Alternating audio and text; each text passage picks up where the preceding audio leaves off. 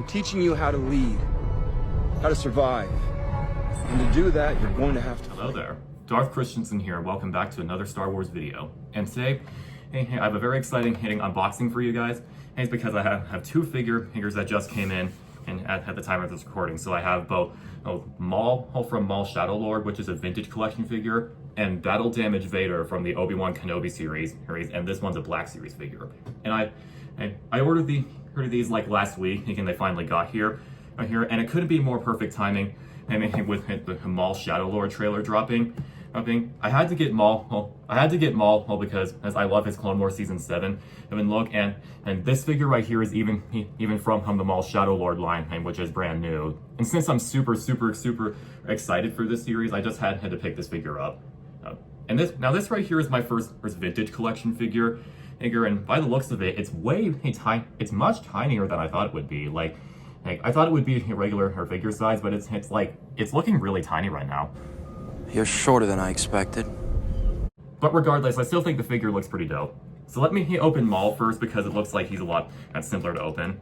And I have an X-Acto knife right here because I want how to save the cardboard or cut out. And if you're planning on collecting vintage collection figures and wanting to save the card back, I would advise checking out Blora Mandalore's video, giving a tutorial on how exactly to save the card backs, because the art is just as cool as the figure inside. So let me get this open real quick.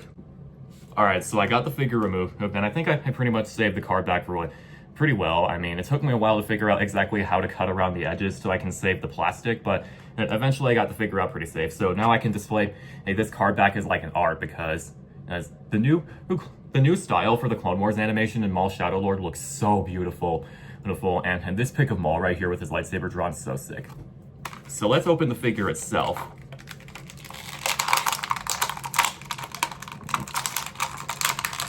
Let me first get his figure out, then his lightsabers to make his saber staff.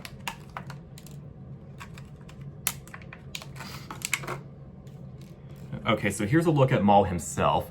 And here's a look at Maul himself. And I think this figure looks pretty neat. I mean, this is obviously based off of his Siege of Mandalore look from the Clone Wars Season 7. And then, as he still has his robot legs right here. And I think the detailing for a vintage collection figure is actually pretty nice. It's on Maul's face. I don't know if you can see it. It's taking a while to focus, but yeah, this Maul likeness is pretty cool. It looks pretty close to how he actually looked in the Clone Wars, and it could work as Ray Park if they ever made like a live action Clone Wars film. But yeah, so that's a look at Maul himself, and now let me put this together. And here's a look at his lightsaber. Here's a look at his iconic lightsaber, and obviously, since this is based off of his Clone Wars Season 7 lightsaber that he's going to be using again in Maul Shadow Lord, it's half of his Phantom Menace lightsaber that Obi-Wan cut off in Episode 1, and he connected it with this new hilt that has an exposed kyber crystal, and this is one of my personal favorite lightsaber hilts because I have a Galaxy's Edge replica over there on one of my lightsaber stands. And fun fact, this saber was actually originally supposed to be Asajj Ventress's in the Dark Disciple arc, but since the arc was canceled, Ventress couldn't have that lightsaber. So I wonder if they will actually tie it together and bring that old concept back where Maul, after Ventress died, collected her saber, and then attached it to his old Episode 1 lightsaber to create his new saber staff that he will use from now on. That would be a very interesting theory to do. But yeah, let me get Maul's lightsaber here together, and then I'll show the final whole figure itself. And here he is, Darth Maul in all of his glory. I see the Padawan needs one last lesson. Dude, I'm so glad I finally have this figure design of Maul. This is easily going next to my Phantom Menace Maul over there. And yeah, I think this design is really nice. It looks pretty accurate to how Maul looked in Clone Wars Season 7.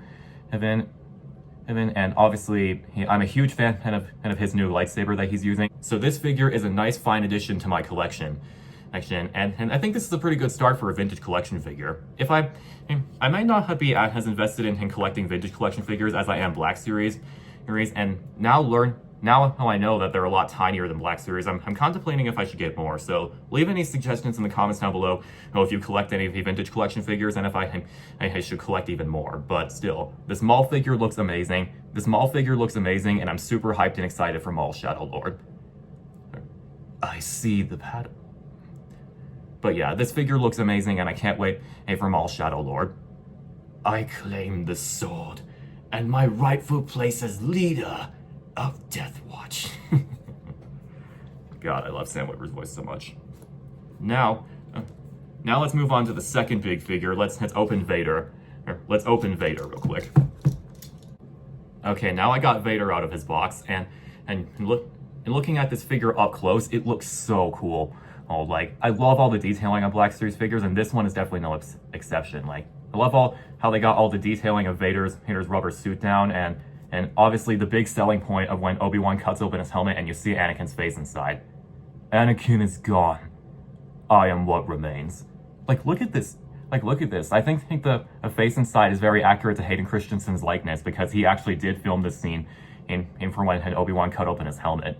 And another thing that's still kind of related to this figure is that the beautiful symbolism about how Vader's fight with Obi-Wan is that Obi-Wan cut at the left side of his mask, whereas Ahsoka and Rebels cut open the right side. But it was only Luke who could fully take off the entire mask and bring Anakin Skywalker back out into the light. Like, that's such beautiful storytelling.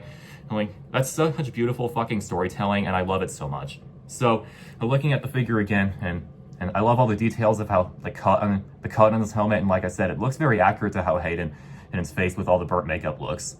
And there's even some other really cool details on here, like the slashes on Vader's chest box from his duel with Obi-Wan, and in his cape back here. And in this cape back here, there's another slash through it, because there's a brief scene in this fight scene when Obi-Wan and also cuts his cape open. So this battle damage Vader figure is just incredible. I love the look of it. Now let me put his lightsaber in hand. Okay, now I have the whole figure with his lightsaber in his hand, and it makes the figure look even more badass than it did before. Like this is one of my all-time favorite scenes in Star Wars, and I'm so glad I had to finally have a figure of it. And I think Hasbro really knocked it out of the park with all the details of Vader's cut open mask, seeing Anakin's face inside, and then all the details with like the slashes on his chest box and his cape from Obi-Wan, from his fight with Obi-Wan, and it's just phenomenal. Like this is one of the best Vader designs ever, and it's really like poetic for his story. Right, so I'm so glad I have this. I am not your failure, Obi-Wan. You didn't kill Anakin Skywalker. I did. Then my friend is truly dead. Goodbye, Darth. Sorry for all the quoting. I'm just such a huge nerd for Vader and Obi-Wan. But yeah. So yeah, this is basically my big figure unboxing for both Darth Maul from Maul Shadow Lord and Battle Damage Darth Vader from Kenobi. And I ordered these figures shortly after the Maul trailer dropped, because as I do have the long-standing theory that I think that Maul and Vader could eventually fight each other in the new show, because as I have a whole theory here on my channel that you can check out after this video, where Maul could run into Vader, and that could be the reason why he's terrified of him in Rebels, and he already knows about Anakin turning to the dark side. So maybe after Maul beats the asses of both Marok and the 11th brother, Vader will eventually run into him and get into a huge lightsaber fight with him, and that will force Maul to go into exile on the Sith planet of Malachor. But yeah, here's one final look at both Maul and Vader, and these are just two very fine additions to my collection. Two of my favorite Sith Lords of all time, and I'm definitely hitting this battle damage Vader right next to my Sith shrine and over there. So I hope you guys enjoyed this unboxing video, and leave a comment down below. Do you think Maul will fight Vader and Shadow Lord, and which of these figures is your favorite, and what other figures from the Vintage Collection should I get? But yeah, have a great rest of your day. May the Force be with you. Always. You don't know the power of the dark side. Yes, the one we've been looking for. How do you know this? He knows the ways of the Force. He's been trained to use the dark side. Are you sure? Absolutely.